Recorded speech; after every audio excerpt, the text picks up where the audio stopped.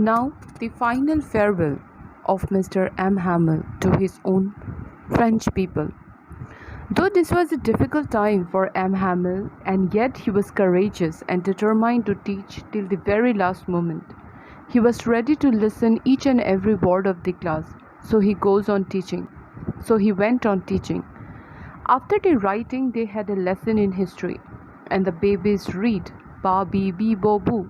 Even when the old houser reciting the simple syllables and letters aloud with the young students, the old houser got choked and couldn't speak. It was a very emotionally charged moment for everyone, as it was their last French lesson, and the classroom had a solemn atmosphere, very sad atmosphere. The old houser's voice trembled with emotion, and the way he was reading and reciting the letters with the babies made everyone cry and laugh at the same time. This shows how everybody had been affected by the news, and they were overwhelmed with emotions, as it was their last French lesson. The tears falling from Hauser's eyes could also suggest his regret for not having learned his mother tongue when he had the chance. Franz remembered his last lesson very well for his whole life. Finally, it was the time for the class to get over. All at once, the church clock struck 12. The class could hear the church clock struck 12, followed by the Angelus prayer. Now, what is the Angelus prayer? It is a series of prayers recited in the morning, at the midday, in the evening, commemorating the Incarnation. They could also hear, at the same moment, the trumpets of the Prussians returning from drill sounded under our windows. Students, this is the important line, please underline it. That is, at the same moment, the trumpets of the Prussians returning from drill sounded under our windows. They could also hear the trumpets played by the Prussian soldiers returning from the drill, which is quite symbolic. It marks the end of the lesson. The Prussians coming means the Germans had taken over, and the next day onwards the French lesson will stop forever. This shows the defeat of the French people. The trumpets of the Prussians shows the defeat of the French people. It was a grim reminder of the state of enslavement of the people of Alsace and Lorraine, and the fact that they would have to give in to the will of the Germans. As soon as M. Hamel could hear these sounds, he stood from his chair. He was looking very dull and pale, but he looked quite dignified. In spite of being so very emotional, he maintained his calmness and attempted to speak something. He did not break down in front of everyone. Now, next part. My friends, said he. I, but something choked him. He couldn't go on. Please underline this part. My friends, said he. I, but something choked him. He couldn't go on. Then he turned to the blackboard, took a piece of chalk, and bearing on with all his might, he wrote as large as he could, Vive la French. Now please underline this portion in your book.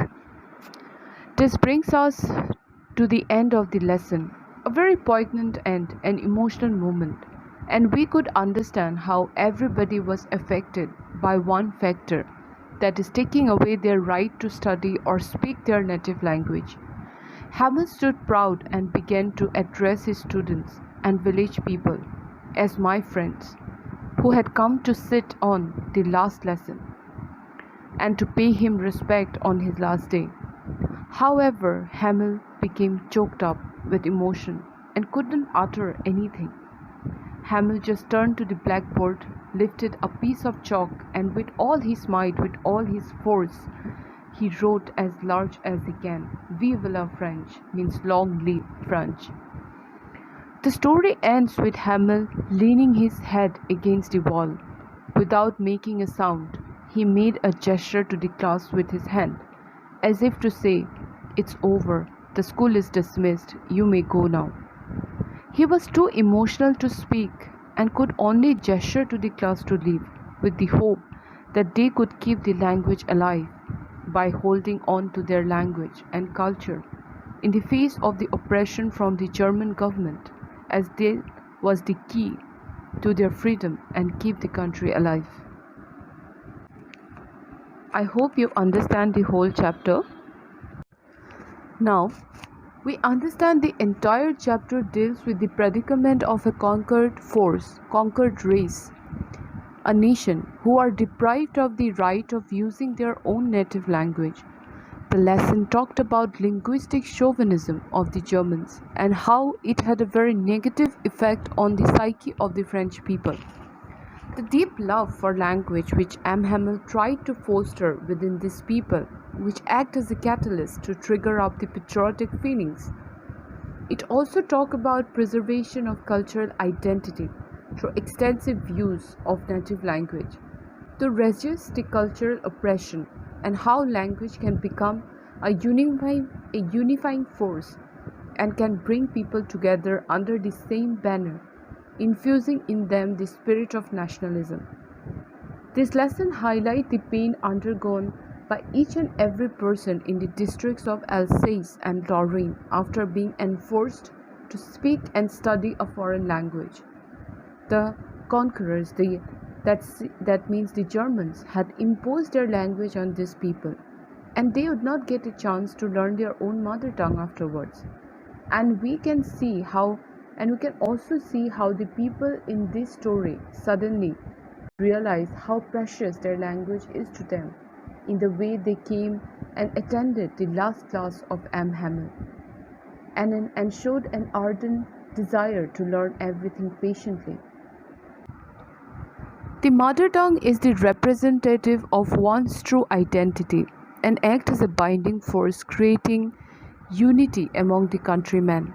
M. Hamel rightly said that when people are enslaved, as long as they hold fast and attach to their language, it is as if they had the key to their prison. Now here M. Hamel is an epitome of an ideal teacher in this story, the last lesson. Though he was introduced as a stereotype teacher who was very strict and domineering, but on the other side, it is his love for French language, and this was the reason behind his domineering nature, as he wanted the students to learn their own native language. He proved to be a true facilitator, a true guide for his people. He advises all the elderly people to shift their priorities and think about the welfare of their children. And in the end, he also makes Franz realize his mistake in postponing his learning. He doesn't scold him when he got mixed up with his ward. And in the end, he advises everyone to safeguard their language, which is the key to their prison.